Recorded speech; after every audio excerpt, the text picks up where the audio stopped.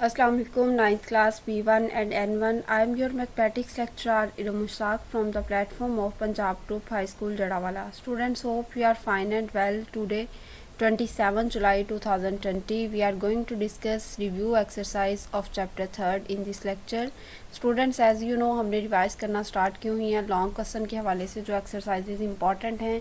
तो review exercise जो 3rd है इसमें लॉन्ग क्वेश्चंस और शॉर्ट क्वेश्चंस दोनों के लिहाज से इंपॉर्टेंट है, तो हम इसको डिस्कस करेंगे आज। सबसे पहले हमारे पास क्वेश्चन नंबर 1 और 2 MCQs और फिल इन द ब्लैंक्स के हैं जो आपने अपनी बुक पे ही सॉल्व किए हुए हैं, उनको आपने रिवाइज कर लेना है।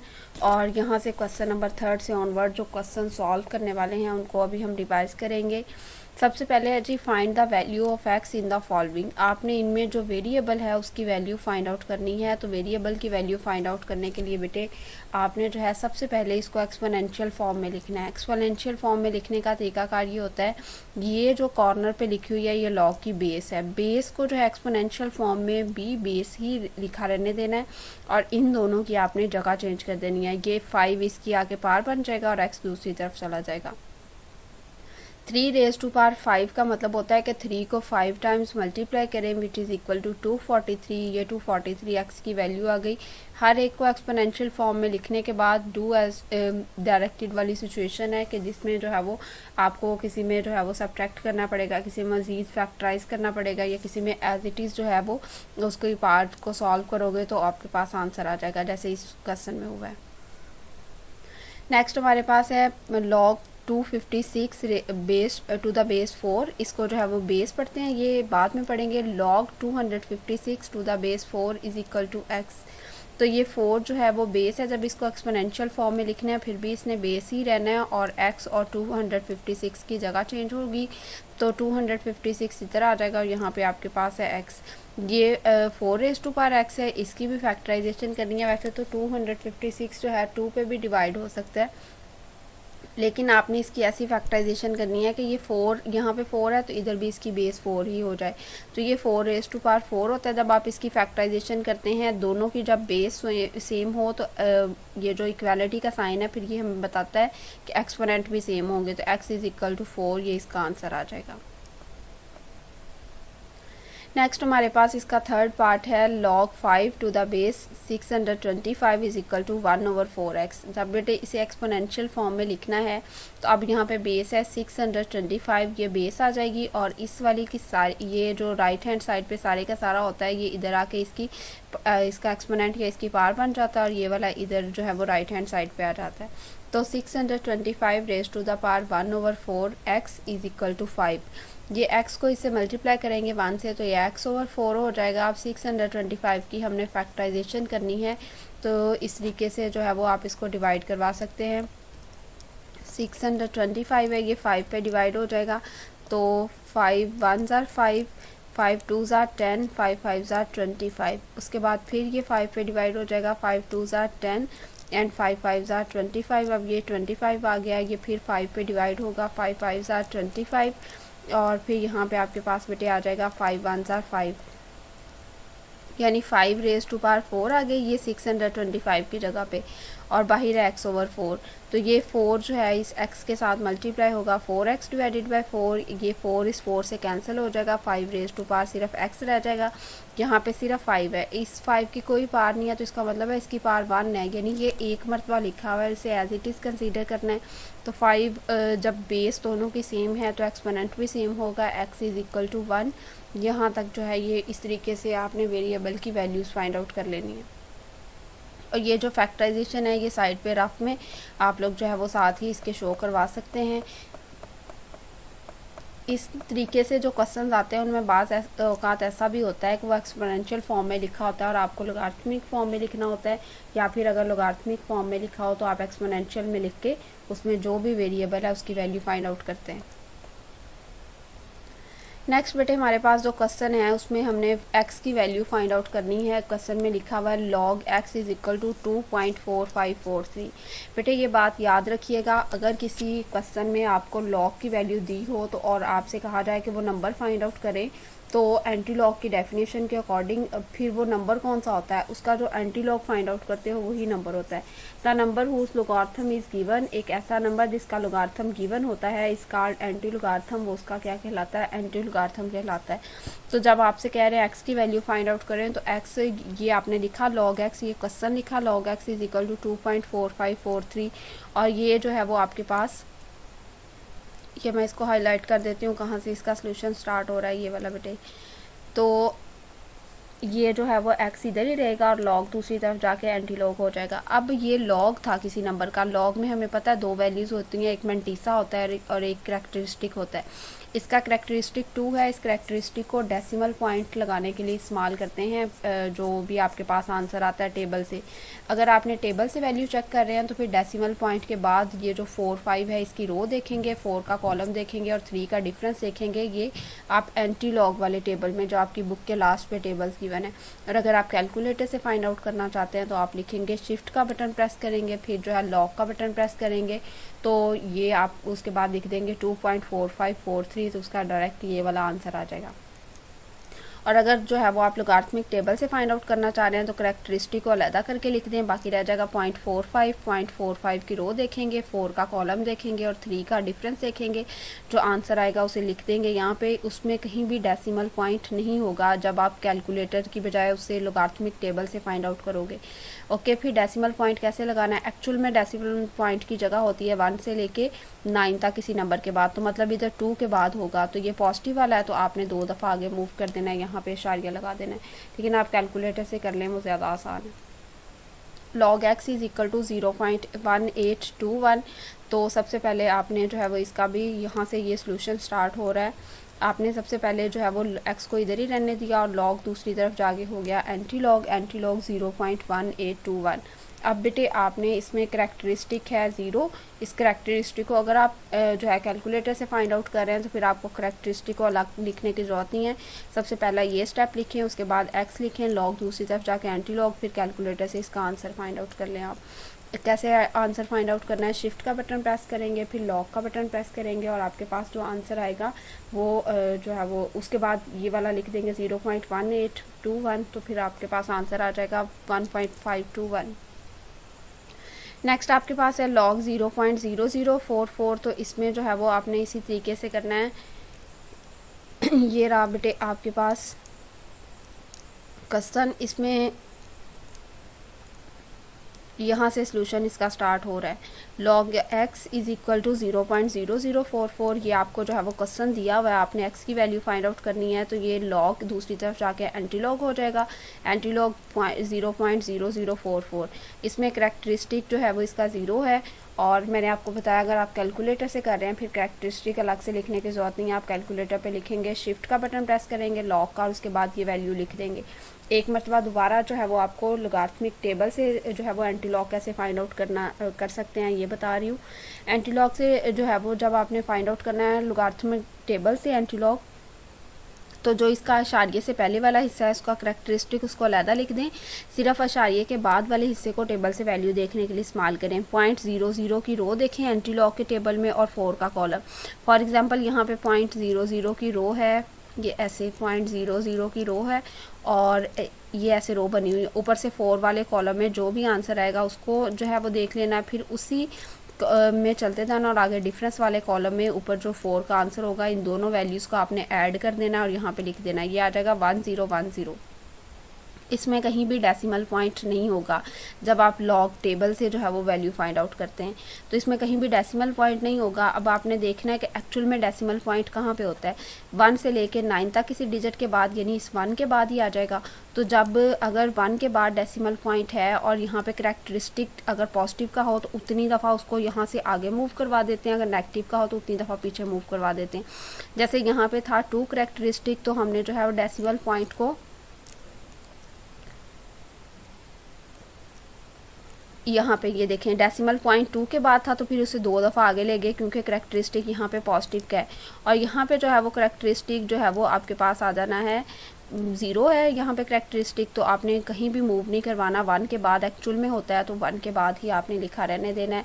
इस तरीके से जब भी आपको जो है वो लोगार्थम दिया हुआ हो और उसका नंबर फाइंड आउट करने को कहें तो लोगार्थम के डेफिनेशन, वो एंटी लोगार्थम की डेफिनेशन के अकॉर्डिंग एक्चुअली आपने उसका एंटी लॉग ही फाइंड आउट करना है। जब आप एंटी लॉग फाइंड आउट करते हैं तो वो नंबर आपके पास आ जाता है जिसका लोगार्थम गिवन होता है। नेक्स्ट आपके पास रिव्यू एक्सरसाइज का क्वेश्चन नंबर 5 है। If log 2 is equal to 0.3010, log 3 is equal to 0.4771 and log 5 is equal to 0.6990, then find the values of. आपने वैल्यूज़ फाइंड आउट करनी है। सबसे पहले है आपके पास log 45।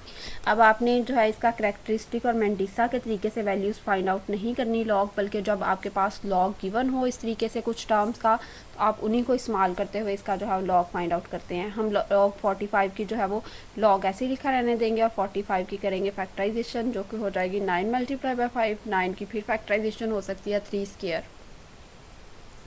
लोगार्थम के लास्ट को अप्लाई करेंगे। ये जो 2 है ये इस 3 की जो है वो का एक्सपोनेंट है, या इसकी पार है, तो इसके log के स्टार्ट पे चली जाएगी 2 log 3 और यहाँ पे प्लस log 5, क्योंकि ये मल्टीप्लाई हो रहा है तो जब सारी टर्म्स के साथ अलग-अलग log लिखते हैं तो मल्टीप्लिकेशन को हम प्लस में चेंज कर देते हैं।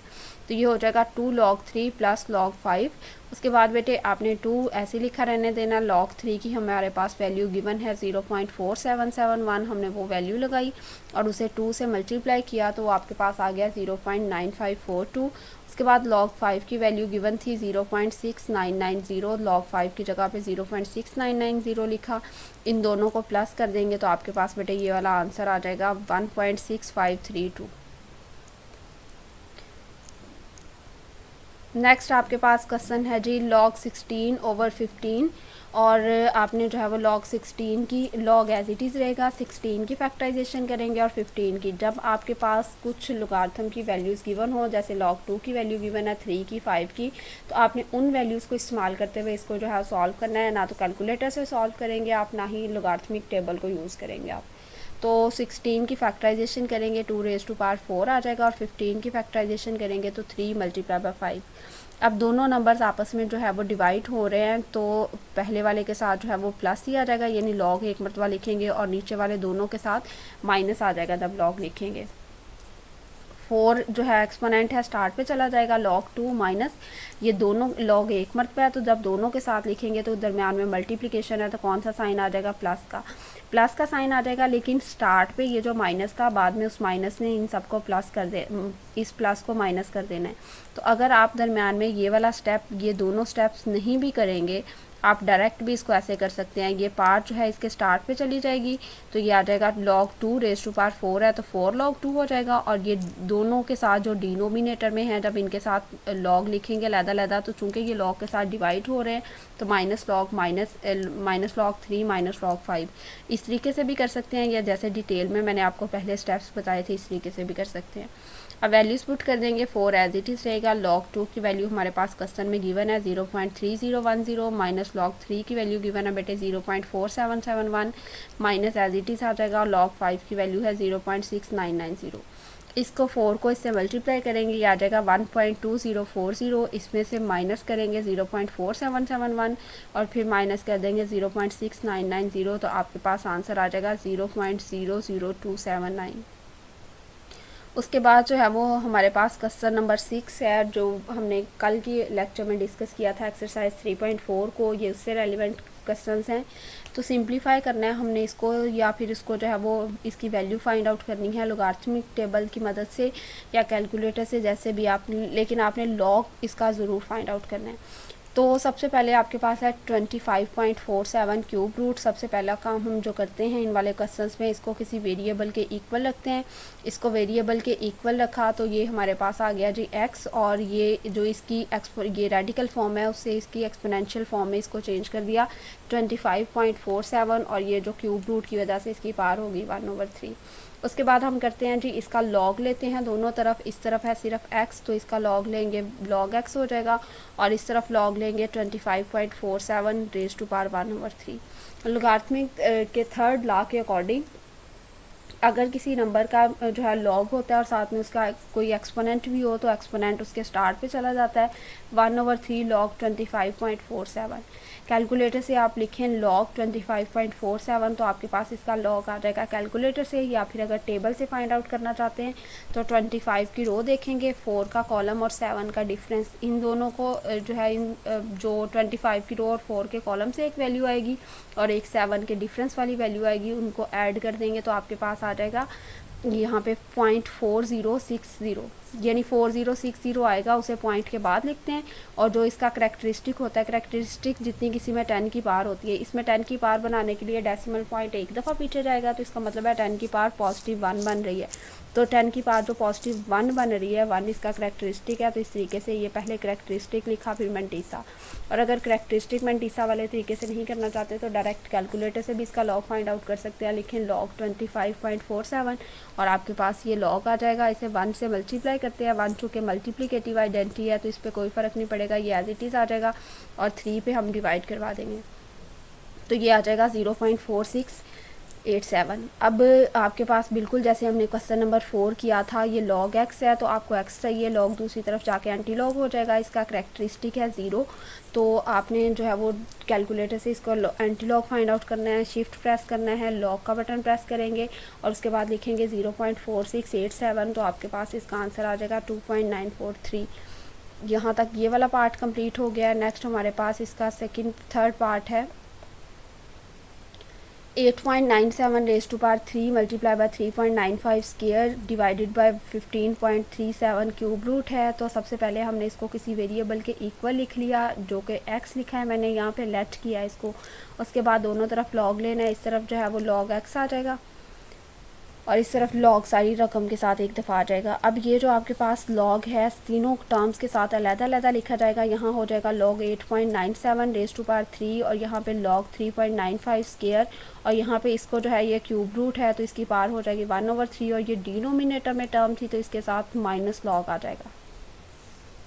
अब बेटा ये जो 3 है ये स्टार्ट पे चला जाएगा लॉग के और यहाँ पे रह जाएगा लॉग 8.97। उसके बाद ये जो इसकी पावर है 2 ये इसके लॉग के स्टार्ट पे चली जाएगी तो ये हो जाएगा 2 लॉग 3.95 और नेक्स्ट जो आपके पास 1/3 है ये 15.37 के लॉग के स्टार्ट पे चला जाएगा माइनस के बाद। तो अब हमने लॉग फाइंड आउट करना है। लॉग फाइंड आउट करेंगे तो लिखेंगे कैलकुलेटर में लॉग 8.97 तो इसका आंसर आ जाएगा 0.9528। उसे 3 से मल्टीप्लाई करेंगे तो आपके पास आंसर आएगा 2.854884। उसके बाद बेटे आपने लॉग 3.95 कैलकुलेटर पे लिखना है, आंसर आएगा 0.5966। उसे 2 से मल्टीप्लाई करेंगे तो आपके पास आंसर आ जाएगा 1.1932। नेक्स्ट बेटे लॉग 15.37 आप कैलकुलेटर पे लिखेंगे तो वो आ जाएगा 1.1867 और उसे 3 पे डिवाइड करवाएंगे आप तो ये आपके पास हो जाएगा 0.3956। अच्छा याद रखें जब आप लॉग फाइंड आउट कर रहे हैं चाहे कैलकुलेटर से या लोगारिथमिक टेबल से तो ये जो उसके साथ वाले स्टार्ट वाले साइन है उनको आपने नहीं लिखना, सिर्फ लॉग फाइंड आउट करते वक्त नहीं लिखना, बाकी आगे हम एंटी लॉग फाइंड आउट करेंगे अगर कोई साइन हो तो हम साथ में लिख देते हैं ज़रूर।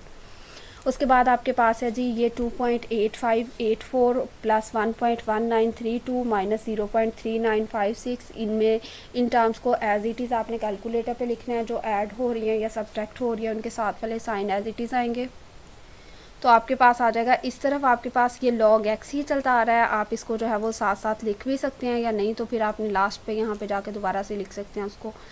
Log x is equal to 3.656।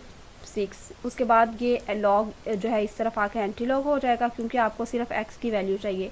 इसमें करेक्टरिस्टिक 3 है तो आप कैलकुलेटर पे लिखेंगे जब शिफ्ट का बटन प्रेस करेंगे लॉग का और उसके बाद लिखेंगे 3.656 तो आपके पास इसका आंसर आ जाएगा 4529। अब आप सोच रहे होंगे इसमें डेसिमल पॉइंट जो है वो क्यों नहीं है।